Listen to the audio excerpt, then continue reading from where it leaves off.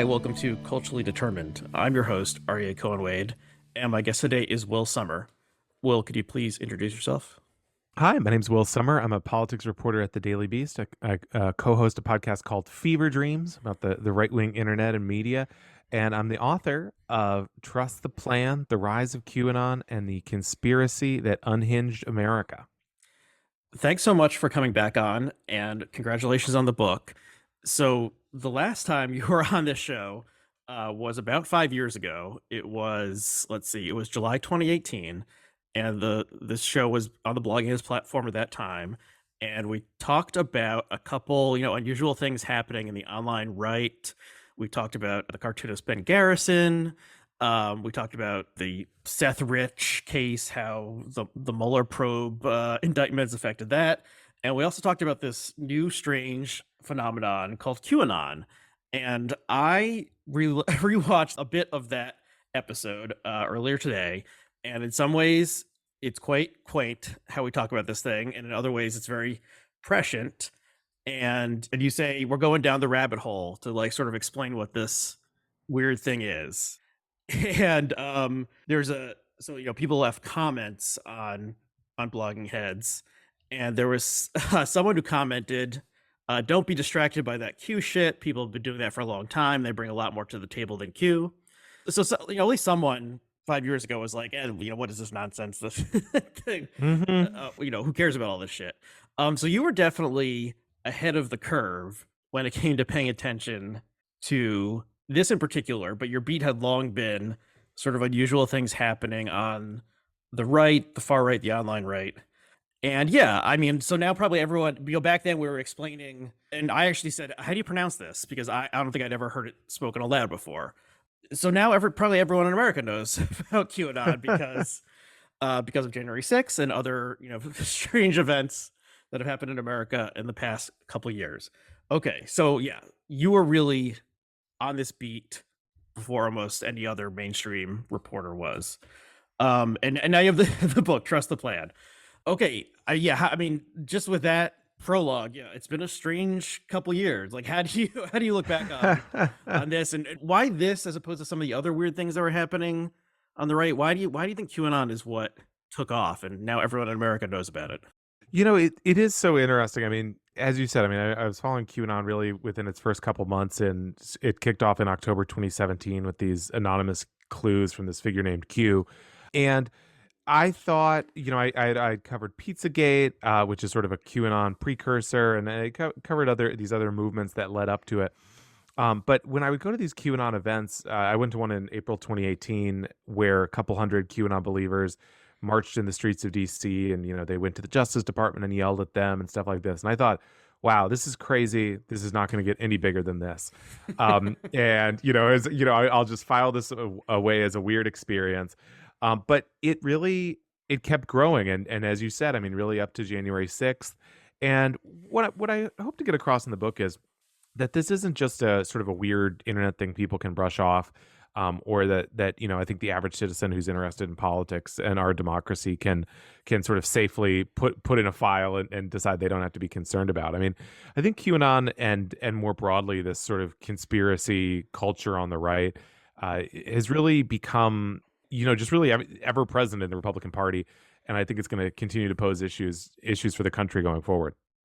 Yeah, and in that conversation from 5 years ago, I say, "Do you have any idea what's like where this is going?" And you say it's going to fizzle eventually. So that may still happen, but it obviously hasn't fizzled yet. And despite everything that has happened, and none of the predictions or whatever forecasts of this mysterious figure, what was going to happen, like not so there's a bit of a I don't know if you reference this book specifically, but there's a book called When Prophecy Fails or something like Oh, that sure. was, yeah, a study of like apocalyptic cult sort of things, or people who are predicting the world is going to end and then the world doesn't end, and what happens afterwards. And sometimes they say, oh well, actually the world, like, I miscalculated, it's really going to be like 18 months from now. But of course the apocalypse hasn't come yet. And so what happens next? So yeah, well, let's see. Why do you think so? Seemingly, I thought January 6th would have been a real, like, okay, this is the turning point. Like this is over basically. And that basically, I think Q himself has not posted since then. Q has popped up a little bit last year and sort of weighed in, but it really hasn't been. I think QAnon has sort of moved on without Q. I mean, there's no longer really this reliance on Q's messages.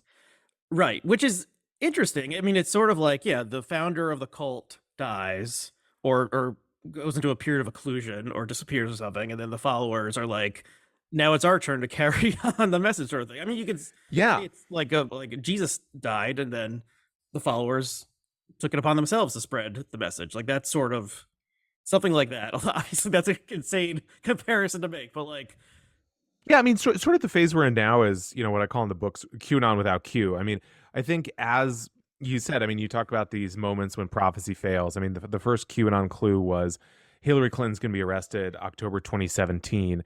By the end of the week or the end of the month.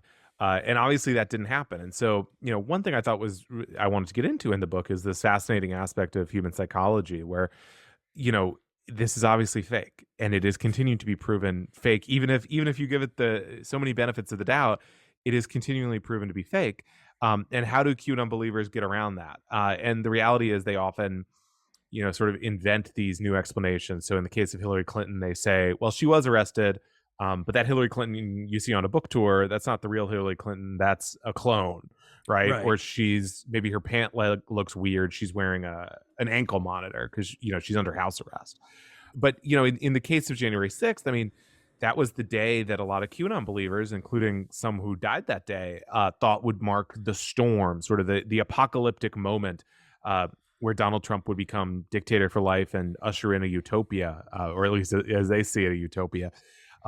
And instead, of course, that failed. But then, they say, well, maybe it's going to be Inauguration Day because I can't help but notice that, now there are all these soldiers in DC and they've put up all these fences. And, for the average person, the explanation for that is pretty simple. It's because they did January 6th, right? I mean, it's not hard to understand why suddenly all these soldiers came in, but they thought, well, maybe the soldiers are going to arrest Biden. And then when Biden was inaugurated, I mean, that was probably the biggest blow to the QAnon belief system that had yet happened because they needed Trump to be president to take on the cabal. But then they kind of regrouped and they said, well, you know, maybe Biden's presidency is being filmed at Tyler Perry Studios in Atlanta, or this sign fell down at a press conference. That means it's all a sound stage and all this stuff. And really, I mean, it's chugging right along. It's sort of, I mean, it's sort of incredible. Yeah. So to get back to that initial thing about Hillary Clinton being arrested and sent to Guantanamo to be tried, and then that was like what maybe the first like concrete prediction that Q made, and that seemingly did not happen. And then the explanation, yeah, was the one who's walking around is the clone. And so sort of like right from the start, you know, previous conspiracy theories that have been prominent in America, like JFK conspiracy theories, like JFK actually did die. And there were strange circumstances about that. So there was like some question here about like who, a non-crazy person could question who, shot the gun or something. But like once you are accepting, oh, this is the clone, then like you've moved beyond reality and rationality. Like you're accepting like not only do like the government has like a cloning program that it's kept secret, like it's into the realm of fantasy or science fiction or something, like right from the jump. Yeah, I mean, I think you're nodding at something that I try to grapple with as well, which is that when you're when you're pointing out the obvious falsities in QAnon and its absurdities, you don't want to say, look, no, I don't believe powerful people never abuse children, or that or vulnerable people, or that there have been no genuine conspiracies. You mentioned the JFK assassination.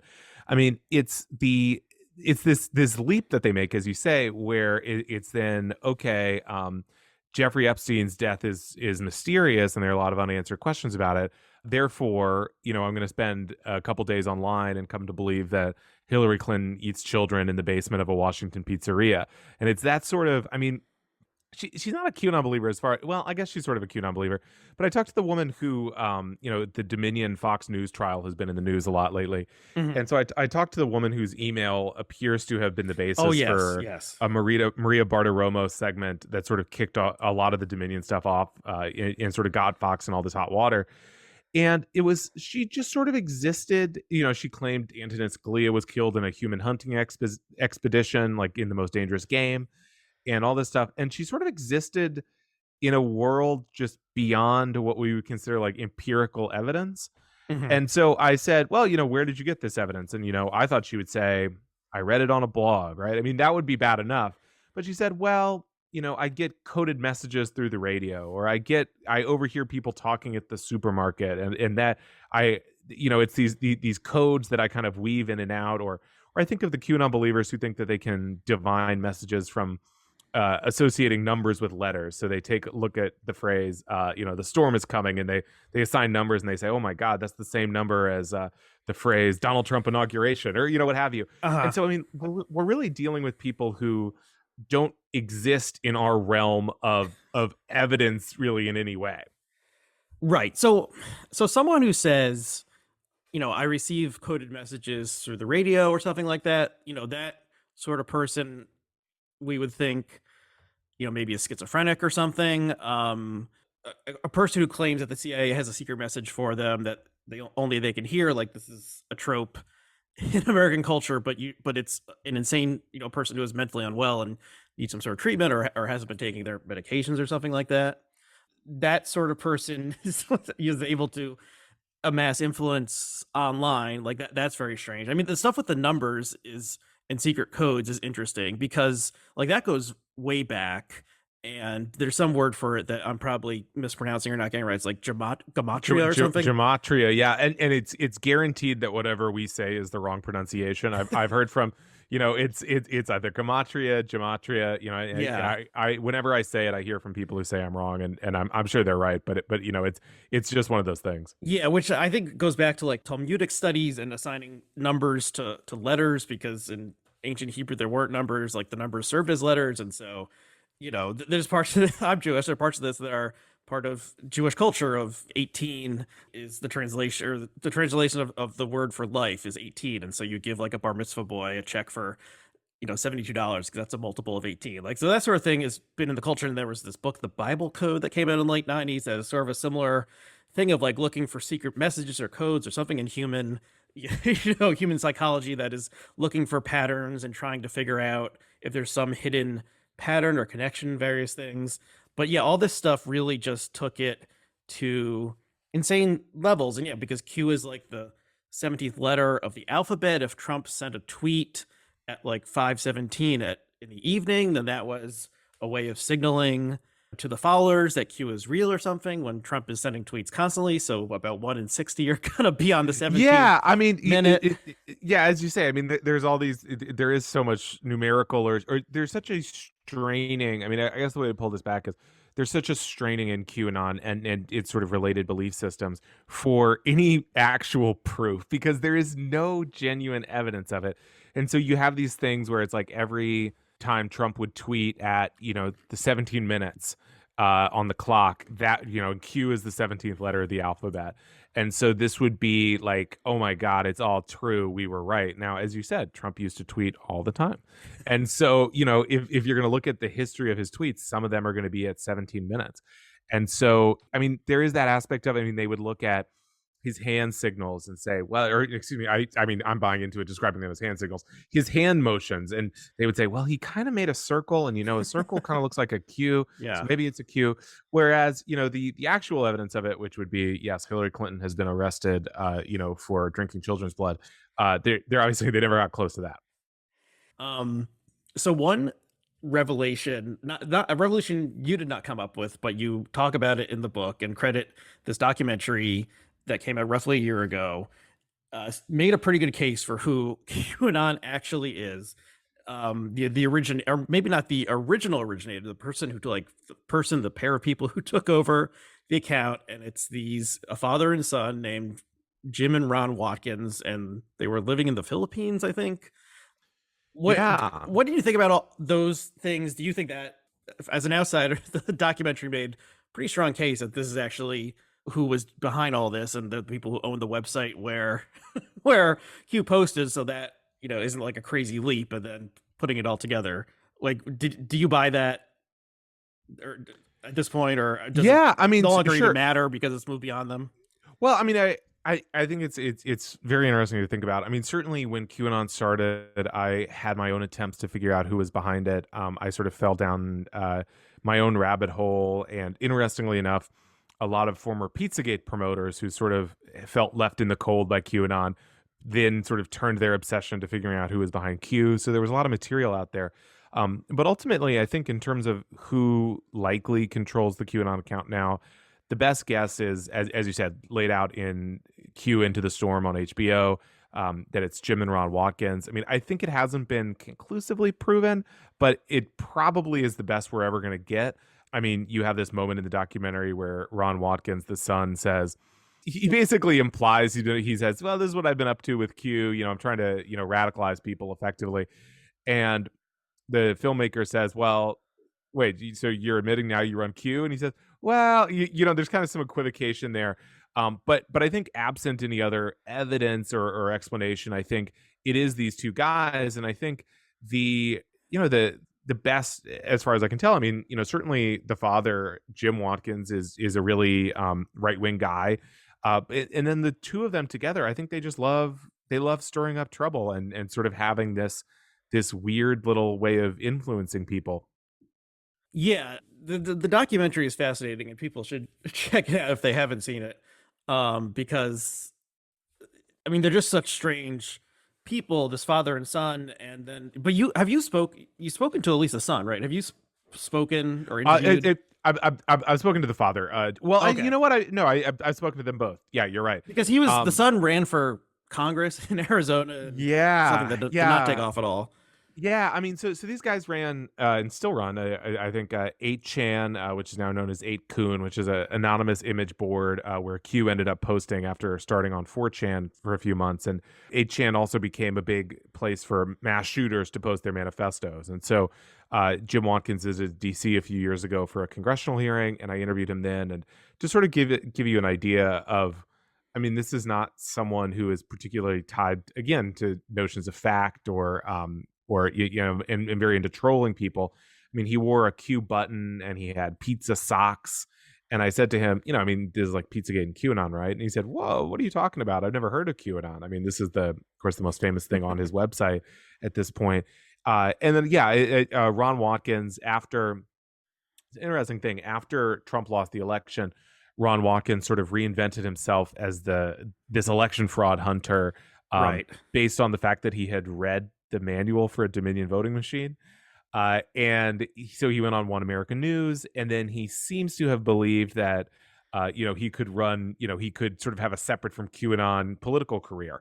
And so after January 6th, he had this kind of funny moment where he said, essentially, perhaps concerned about legal liability, he said, well, oh well, he sort of said, well, wasn't it great making all these friends in this movement? Let's move on and move on to the next thing. Yeah, it was almost like that joke of, like, the real treasure was the friends we made along the way. Like, it Yes, was the thank you. closest thing in reality to that joke of, like, we've had some great times together and let's move on. And Yes, I yeah, I mean, guess this is a guy who, even setting aside his suspected involvement in QAnon, this is a guy who is, saying in his sort of above ground persona, he's saying, the election was stolen, this is the death of America, all this stuff. And then as soon as the heat really gets on and people are going to start being prosecuted, he goes, oh, well, what a wonderful thing we've all participated in. And so he ran for Congress, but he was still participating in a lot of QAnon activities and going to QAnon conferences and stuff like this. And I interviewed him about this, and he had sort of a relatively mainstream political consultant. And so I said, well, what's up with you still going to QAnon events? And his consultants just said, oh God, I didn't know this guy was still involved with QAnon. So needless to say, he did not get very far in the race. right, which is interesting in a way, because if if we accept that he was the figure behind this, and then the mask is pulled off, he has a strange affect, this guy. He's not not someone who who has any charisma whatsoever. And there were clips of him, like he made it to like the GOP debates, and there was this one clip where he said something, and then the another person on the stage like debunked what he said in a very like forceful way, and then he was just like, "Oh, you're right, I got that wrong. I'm sorry."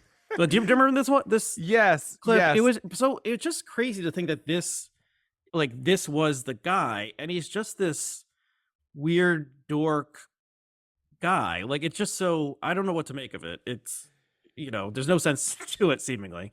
Yeah, I mean that's exactly right. I mean, it is sort of in a way like both Jim and Ron turned out to be what a lot of people suspected Q was, which was the sort of the prototypical, troll in their mom's basement. I mean, in this case, Jim was, he owned a pig farm in these kind of weird sexual websites.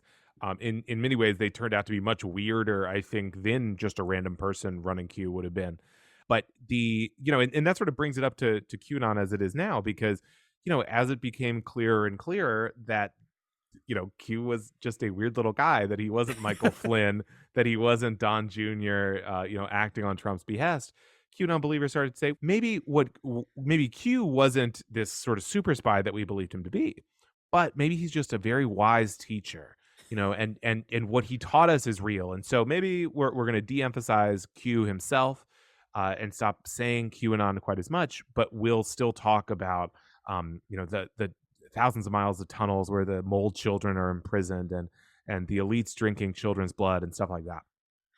Right. So in a way, like the real Q was the friends we made along the way. Like there's some truth to that because like the movement lived on and the relationships that people established and people who made themselves influencers through this, like most of them have kept going. I mean, have you talked to anyone who January 6th was a turning point and they returned to their normal lives or they were disillusioned with it? I haven't. I mean, I'm sure that plenty of people did. I mean, however, certainly when I talk to ex QAnon believers, it's often something very, very sort of idiosyncratic. Like it's some particular video, like a big Q thing was saying, sometime in the next month, Trump is going to say this one phrase, and that'll be a sign to QAnon believers that QAnon is real. But these are usually phrases Trump would say all the time. I mean, it's not quite as obvious as this, but it'd be like saying, Trump is going to say something huge, right? Or he's going to tell a story about someone calling him sir.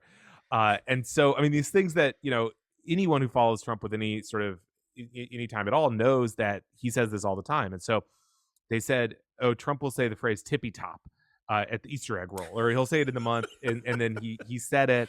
And then for a lot of QAnon believers, they were like, holy moly, QAnon's real. But then, there's one particular QAnon believer who then stumbled upon a debunking video where, it just showed all the other times Trump has said tippy top. And so that you could sort of pretty easily, if you were Q, sort of just say, yeah, he's going to say this. And that's tie that into QAnon. And so for this person, when he saw that, he thought, oh man, QAnon is fake. And so, and it's a different thing for different people. But I'm sure some people did leave because of that. I mean, like I said, the inauguration really shook a lot of people up. I talked to a woman who said she wanted to throw up because she just felt like her world was collapsing. So Trump is, running for president once again, and on his Truth social media site, he's gotten into like he's now embraced. He was sort of ambivalent about it before. Like he said, I don't know what this is, but if they like me, I think they're great, sort of thing. But now he like retweets QAnon memes and stuff like that. What do you think of that? How is that going to play out? That seemingly Trump is now much more into all this stuff than he was before. Yeah, and thank you for bringing that up, because look, I mean, obviously I wrote a book about QAnon. I think about QAnon, I think more than the average person. But it is wild to me that Trump is just posting about QAnon really regularly, and not even in coded ways. I mean, he's just posting QAnon memes. He's posting pictures of himself wearing Q buttons. I mean, they're edited, obviously, but he's posting this. He's posting about the storm. I mean, when you get down to it, QAnon is a vision of a fascist America run by Donald Trump, and so it's probably not a great sign that he's saying like, yeah, that's real. That's cool with me. And so we're kind of in uncharted waters here. And I mean, there are some reports that he's going to return to Twitter soon. I mean, I think part of this is that it's happening on Truth Social, so very few people are seeing it. Right. But I mean, he's also at the same time he's gearing up to imply that Ron DeSantis is a pedophile, or I say imply. I mean, he's going to be saying it pretty openly. I mean, already he's saying, oh, here's a picture of Ron, when he was a high school teacher partying with some kids with Hmm. alcohol. Like, and so, I think that fits right in with QAnon. And so I think this is a guy, in the case of Trump, who, as we saw on January 6th, is really willing to do anything to retain or get back in power. And so I don't think it's impossible to imagine that he's going to really step up his outreach to QAnon believers. And then the effect of that is that it'll lead more people into QAnon. When I talk to people who've had their families obliterated by QAnon, they say that these moments where someone like Donald Trump or Sidney Powell or Michael Flynn says, effectively QAnon is real, or goes to a QAnon convention or wears a QAnon shirt, that's sort of a huge moment of validation for QAnon believers, as you could imagine it would be. So one of the culprits or unwitting culprits of the rise of QAnon would be social media sites that, let these like Facebook groups or Twitter accounts flourish in 2020, and then basically they all got banned in the period between the election and the inauguration. If Facebook and Twitter had like taken QAnon more seriously a year earlier, do you think that would have like hindered the movement, broken the spell? Maybe January 6th wouldn't have happened. And what do you make of, Twitter under Musk has unbanned like everyone who had been banned, including I assume some QAnon accounts. Well, I guess that's two separate questions. Did would it have been possible to nip Q in the bud if the mainstream social media sites had recognized it for what it was? And is there a chance of some sort of mainstream comeback? I assume Facebook is not bringing the QAnon people back. And maybe they're mostly on like Telegram or other like sites that don't moderate it anyway now. But how do you see the large social media companies' role in this? Sure, sure. I mean, I think social media companies played an enormous role in QAnon's growth. I mean, in the book, I get into sort of the various aspects of it. I mean, fundamentally, the QAnon clues were being posted on 4chan and 8chan, these incredibly difficult to use websites, particularly in the case of 8chan, and websites that the average person, in particular, sort of the classic QAnon recruit, an older person, who's maybe more credulous about what they see online, that they're not going to figure out how to use 8chan. And so you have to have these other social media networks for QAnon people to recruit and to sort of refine these clues into a comprehensive worldview. And so we see in the case of, I mean, there's so much social media stuff to talk about, but, we know that, in these Facebook leaks, there was this internal Facebook investigation where someone just made an account on Facebook and liked some very mainstream, and I sort of use that term lightly, but I mean, liked Donald Trump and Melania Trump's Facebook pages. And suddenly Facebook, the algorithm starts saying, hey, maybe you'll be into QAnon. Check that out. And, there is this aspect of QAnon believers. They use the internet a lot. They get really riled up and engage with a lot of content. And so you can see how, taking any values away from it, these look like very appealing users for social media platforms. And the more people you can convert to QAnon, the more engagement you're going to have. Now, of course, there's a downside for those of us who don't own these companies, which is that it's going to really derange our democracy.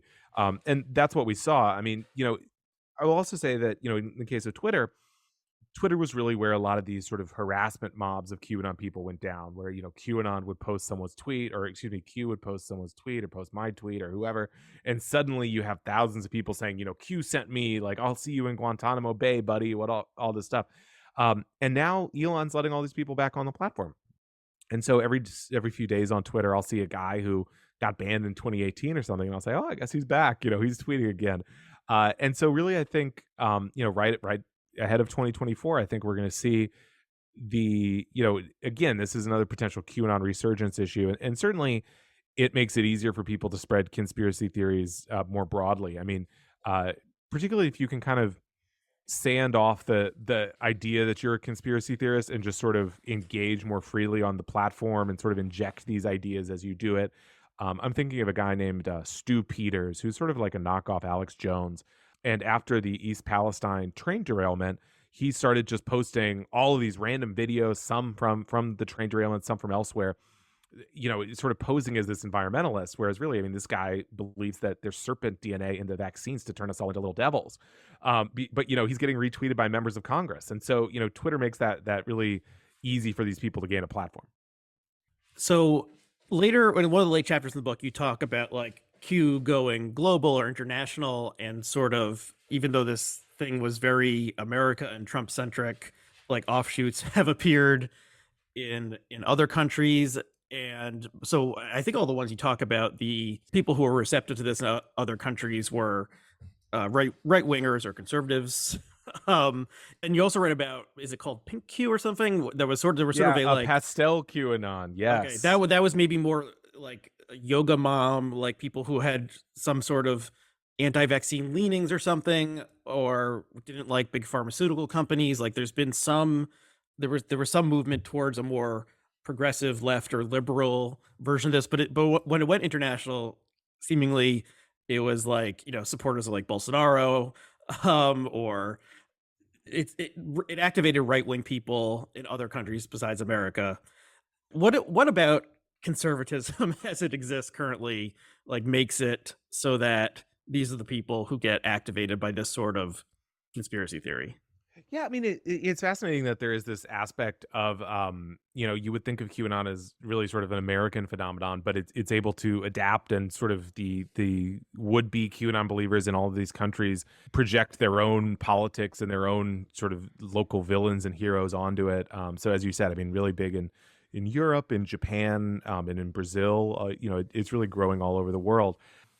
In terms of what it is, I mean, I think a lot of the appeal is this sort of current mood of irrationality in the American right, and particularly the populist right, where these are already people who are deep in COVID denial, in all these other sort of forms of conspiracy theory thinking, and so I'm thinking in Germany, for example, they have this movement where it's people pre QAnon who think that e- essentially that the current German government is illegitimate, and that they want to live in the German Empire of like Kaiser Wilhelm and Otto von Bismarck, and that Trump is going to. So then they just added QAnon to that, and they said, well, Trump and Q are going to go rescue that from this current fictitious government. So you can see the way that people really they sort of latch on to whatever their pet issue is and add QAnon into it, and sort of get even more amped up from there. Are there any, so there's a lot of anti-Semitism, like latent or non-latent anti-Semitism in QAnon, and like anti-Semitic conspiracy theories. There's a sort of deep metaphoric connection or something, like especially the conspiracy theory that Jews murder Christian babies for their blood to make food and stuff. That seems like the adrenochrome stuff is sort of the modern updating of that, of like the blood libel. Are there any Jewish, like, Q Jews? Are there any Jewish QAnon supporters, or is this had any purchase in Israel, where Netanyahu is very much a Trump like figure and has encouraged some sort of similar like energies as Trump in America? It's because it seems like that would be some real cognitive dissonance if there was Q Jews, but it does appeal to a wide range of people. Yeah, I mean, no one springs to mind immediately, but I'm confident that there are Jewish QAnon believers. I mean, the anti-Semitism at the core of QAnon is, once you know what to look for, it becomes pretty obvious. But the initially, on its face, when you're kind of a level one Q believer, you're being told that this is a multiracial, multi-religious coalition that is not really about hating anyone besides the satanic pedophiles. And so from there, I mean, but then, as you said, I mean, there's this blood libel aspect of it. There's this QAnon clue that says, we're saving Israel for last, essentially. So it's like, hey, don't worry, we're gonna deal with Israel. Hmm. And so that is really built into it. But I do think that certainly, I'm just thinking there's a lot of people I would say that I think are Jewish, but I'm not sure. So I don't want to say that, Mhm. that make any assumptions. But I think that that definitely the QAnon, I think is widespread enough that there are certainly Jewish QAnon believers. Yeah, that would be an interesting person to talk to. I guess I don't know, as much as any, talking to anyone who's into this world is Hmm. interesting. And there's a saying, I don't know who said it, but there's a famous saying that anti-Semitism is the socialism of fools. where the idea was like, if you think socialism is enlightened and seeing the world correctly, you know, basically you're putting onto Jews the forces of like capitalism that you object to, and a lot of it sort of seems like I'm going in different directions, but it sort of seems like the real force that people who are attracted to Q are unhappy about is capitalism, because there was all these ideas that like, there were secret cures to all diseases that would be released. The pharmaceutical companies were keeping them hidden from the public because they would lose money, or everyone's debts would be wiped out, or people who were renting apartments, they would get ownership of the apartment, after the storm comes. So sort of like the utopia that these people were envisioning was much closer to a like socialist utopia than a libertarian utopia, which is sort of strange. But like in some ways, is this like a weird reaction against capitalism by people who are on the right, so they can't like consciously say capitalism is bad? Does that make Yeah, I mean, sense? I think that's a great insight, and I think that quote really sums it up. I mean, often these QAnon believers, when I talk to them, they're sort of driven individually to this by. I mean, there's a lot of much more sinister reasons that they get into QAnon, but often it's because of some sort of material disaster. They have a huge amount of debt that they have.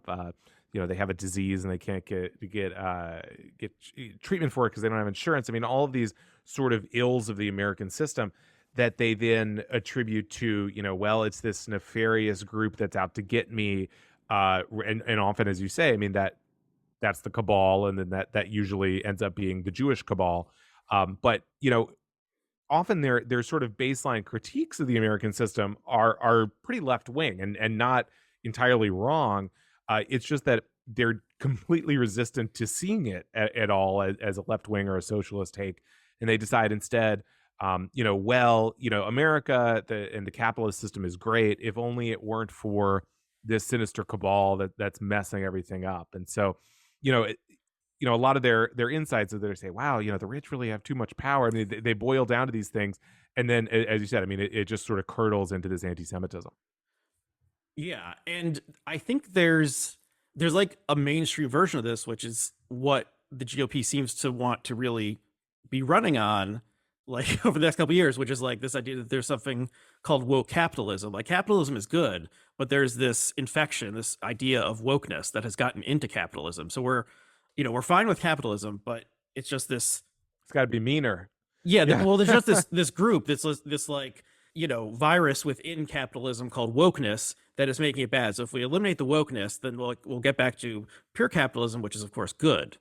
And so that is on the same plane as the secret cabal. It's just like this vague idea of wokeness has perverted the things that the woke military or whatever perverted the things that we like. And once we get rid of the woke people or the woke ideology, then like they'll return to like the unblemished golden age sort of things. Oh, absolutely. I mean, there really is this. You will just slap woke on it and say, that's why we don't like it, or yeah, as you say, it's not that the FBI we don't like for investigating Trump; it's the woke FBI. All these things. I mean, yeah, I think that's a great comparison. So okay, so the book is titled "Trust the Plan," and that message, which is did Q say it or did the followers say it originally? That, But that yeah. message was sort of like stand back, like we don't need to get involved directly because the events are unfolding, and yeah, so like you can learn about it, but we don't really need like in some ways it's like an anti-political message. It's like don't get involved. Like I have to think there were some people who were convinced by QAnon not to vote, or convinced by Trump like not to vote because the election was rigged or something. So there's this weird like complacency aspect to it. And you mentioned this towards the end, and like, but maybe that period ended. Like people on January 6th certainly were not complacent; they were Yeah. very active. And then maybe since Q himself has basically gone away, people are now like, okay, now's the time for action. Like, how do you see that? Yeah, I mean, so the QAnon had all these slogans that were really encouraging complacency. So they had "trust the plan." They would say, "You are watching a movie." There's something about eating popcorn. Patriots are in control, they would say. So all these things that I think were initially popular because as Trump's presidency got bogged down in things like the Mueller investigation, and he failed to fulfill all these promises. I mean, for one thing, he didn't lock Hillary Clinton up.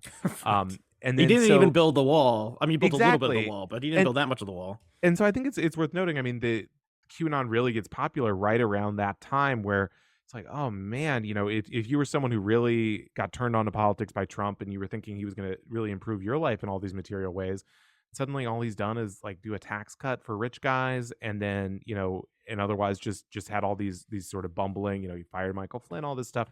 That QAnon I think was really appealing in that way, and so every time news seemed to be bad for Trump, it was, oh well, trust the plan. You're watching a movie, don't worry about it.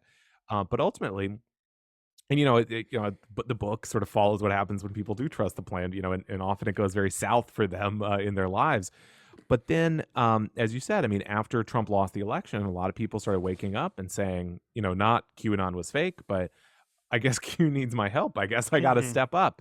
And so, as you said, you see January 6th, where all these QAnon believers, including Ashley Babbitt, who was killed by police that day. I mean, they're convinced that this is their moment and they're the mob and it's time to make it happen. And then, afterwards, we see this idea that QAnon believers need to really step up in their own lives and their local communities. And so Michael Flynn, who's a huge QAnon figure, starts saying local action has a national impact. So he starts saying, don't just sit online and post about QAnon. Run for school board, run for your library board, all these kind of things. And I think that's why we're seeing a lot of this anti-LGBT backlash and these book banning efforts, all this stuff that really pushed, I think, this sort of lunatic online fringe into their local politics. What do you make of Flynn himself? Is he just a con artist? Is he nuts? Some combination? I guess he was captured in a recording saying bad things about Q, but he's definitely the most. If we put Trump to the side, because it's hard to know what he believes, sort of the person with the highest profile or the most institutional, credentials who like has embraced this stuff and he like talks at QAnon conventions. What's his deal? What a weird dude. What do you think is happening with him? Yeah, I mean, he's a fascinating figure, and if I'd been able to get any access to him, I would have loved to have written more about him. I mean, this is a guy who I think, if you read other profiles of him and how he was in the military, I mean, this is a guy who does seem to be really paranoid in a way that I think probably benefits you in the war on terror military, of constantly looking for these threats and these conspiracies. And then once he's out of office, out of the national security job, I mean, he becomes this sort of professional QAnon promoter because he's this hero to these people. He's like a martyr to the deep state. And a lot of them think he's Q. And so he starts increasingly, he's got legal bills to pay. And so he starts going from sort of writing where we go one, we go all, when he's signing books, stuff like this, into appearing at QAnon conventions and auctioning off QAnon flags with big Qs on them. I mean, this is a guy who really embraces Q. Him and his family film themselves doing the QAnon oath, and then they Right. deny it and they say, oh no, that was just like a show of family unity. And now some of them are suing CNN for calling it the QAnon oath, which it obviously is. But as you said, I mean, so this is a guy who's more than happy to promote QAnon. And then he's captured on tape by, one-time friend Lynn Wood, this other QAnon guy, saying, "Yeah, I think QAnon's a psyop. It's created by the CIA to make conservatives look bad." So it's a very odd thing to say, yeah, I think this QAnon thing's fake, but I'm quite happy to take money from it. Yeah. The footsie between like the mainstream GOP and like Fox News and other mainstream organs and the QAnon believers, like you're right about how often, like in 2019, 2020, powerful conservative politicians did not denounce QAnon, and that helped fuel it. And then there's like the Dominion lawsuit, which is seemingly like showing that a lot of people at Fox News are extremely cynical and treat their audience with disdain and stuff like this. I mean, how do you see it playing out like as we approach the next presidential election with like the mainstream or what remains of the mainstream of the GOP or the conservative movement and their interaction with this group that a couple years ago they would have been like these people are jokers or these people are nuts. Yeah, I mean, I think it really shows the power that these conspiracy theory movements have within the GOP. I mean, you look at Marjorie Taylor Greene, who's now this, hugely prominent member of Congress, one of the top fundraisers in the House Republican caucus. And that this idea that, one example in the book is Kevin McCarthy, before Marjorie Taylor Greene wins the nomination for her seat. He's saying, yeah, QAnon, this stuff is obviously fake. This has no place in the party. Sort of what you would expect a responsible politician to say. And then once she does, and once, he's got to win that seat, he now says, about a year later, he says, oh, QAnon, yeah, I've never heard of that. What even is that? Let's just move on. I mean, he suddenly can't even learn how to pronounce it. He says QAnon or something. And so, you can see that just this idea that they really at best don't want to confront it, all the way to Donald Trump, who now is increasingly promoting it. Yeah, and I mean, I've long thought that the GOP treats the conservative movement like, or the base voters as sort of like, rubes to fleece, or people who we can get things out of without giving them what they actually want, or promising some great thing is going to happen and then just delivering tax cuts, that sort of thing. And so this is in some ways just an evolution of the way the GOP has often treated the base, or Fox News has treated the base, is just people to exploit, take advantage of, keep them watching, whatever. And this is like just a I don't know, more shamefully obvious that they are doing this sort of, I don't know, maybe exploitation isn't the right word, but I don't know. They should know better, but of course they're not gonna act any better. And I mean, it only, when you treat people like this and you give them this red meat, and you teach them that they don't have to live in the real world, eventually you become captive to that. And so, we see that with the Republican Party, where after all this, particularly during the Obama administration of feeding these conspiracy theories, suddenly they're captive to it, and the base is electing people like Donald Trump. To, as you mentioned, the Fox News emails, where we see someone like Tucker Carlson just terrified that Trump is going to destroy Fox by riling up his followers, or all these people saying, we have to respect our viewers, which, really means we have to continue lying to them about the election, because if we tell them the truth, we're really going to pay for it. Right. And yeah, it does seem like, there was a period where, I don't know, a liberal looking in would think, well, Fox News tells these people what to think, and they'll eat up whatever shit Fox News serves. And whether or not that was ever true, it does seem more like it's much more like the audience is demanding to be fed this garbage. And if Fox News doesn't do it, or at least this is seemingly how they were thinking in that period after the election, it was like, we have to feed them lies, because if we tell them the truth, they're going to go find lies somewhere else to consume, and then we lose half our audience. So yeah, it's quite a pickle of people who basically want to be lied to, whether and then someone in America is going to lie to them, and so Fox says it might as well be, it should be us being the ones lying to them. So it's a bad dynamic. Do you see anything changing in that Fox News dynamic related to this lawsuit? Or, I mean, who knows what will happen with it specifically, but is anyone, like, I don't know, driven by shame, or the viewers being like, hey, they think we're rubes, or that dynamic changing in any way? It's interesting. I think if Dominion prevails over Fox and they get this $1 billion plus judgment, I mean, ultimately that'll be paid, I believe, by Fox's libel insurance company. So, how much are they going to learn from that? We'll see.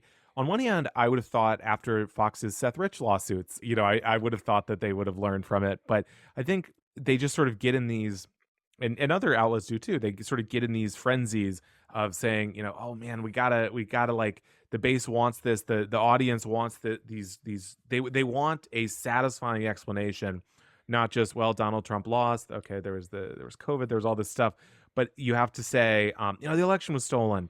And so they get in these moments where they're saying, oh, we're losing, we're losing viewers, etc. Newsmax is going to beat us, and so suddenly, they end up doing something like this. So it's hard to predict whether they're going to learn from this. I mean, as we're recording this, we're seeing the prospect of new lawsuits against Fox. Ray Epps, who was this January 6th protester who Tucker Carlson, among others, implied was a sort of federal agent provocateur without really any evidence, and who has sort of had his own life ruined because now he's the guy that, his one-time compatriots in the MAGA movement now see as like our enemy number one. Now he's demanding a retraction from Fox, which is sort of the prelude to a defamation lawsuit. So I think this, this and the obviously the hefty Alex Jones, Sandy Hook judgments. I mean, certainly there is a real I think a lot of these outlets are on the defensive legally, and so I think we'll see maybe a lot more coded language, maybe a lot less of specific naming of companies or people. But really, I think these outlets really are so deeply entrenched in promoting conspiracy theories. I don't think that'll be stopping.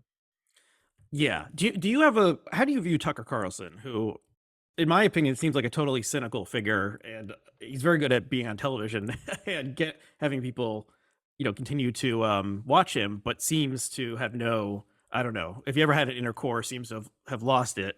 Do you do you have any view on him? Yeah, I mean, I get this question a lot about these various right wing media figures. Is how much do they believe it? And often I think with most of the people, they believe it more than someone outside of it might think. I mean, it's often with someone like Alex Jones. I mean, I think this is a guy who probably does believe a lot of it, but then there's also a very nice monetary incentive for him to keep believing it.